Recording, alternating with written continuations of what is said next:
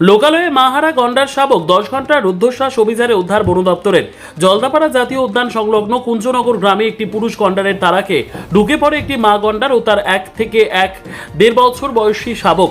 পুরুষ গন্ডারের আক্রমণে এবং লোকালয়ে ঢোকার চরম চাপে মা গন্ডারটি মারা গেলেও টানা 10 ঘন্টার রুদ্ধশ্বাস অভিযানে উদ্ধার করা সম্ভব হয়েছে তার শাবকটিকে। ভীত উত্তেজিত গন্ডার শাবকটি গ্রামবাসীদের ভিড়ের মধ্যে দিশেহারা হয়ে ছোটাছুটি করতে থাকে।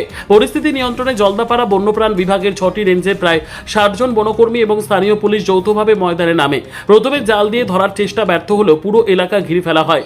এরপর শান্ত করার সময় দিয়ে সন্ধ্যায় চিকিৎসকদের দল সেটিকে ট্র্যাঙ্কুলাইজ করে। এরপর বাঁশের মাচা ও ট্রাক্টরের সাহায্যে অত্যন্ত সাবধানে সেটিকে খাঁচাবন্দি করা হয়। অবশেষে মঙ্গলবার সন্ধ্যে 6:15 নাগাদ জলদাপাড়া জাতীয় উদ্যানের হরিণডাঙ্গা টাওয়ার সংলগ্ন ঘাস জমিতে শাবকটিকে সুরক্ষিতভাবে ছেড়ে দেওয়া হয়। বুধবার এই খবর জানান জলদাপাড়ার ডিএফও পারভিন কাসওয়ান।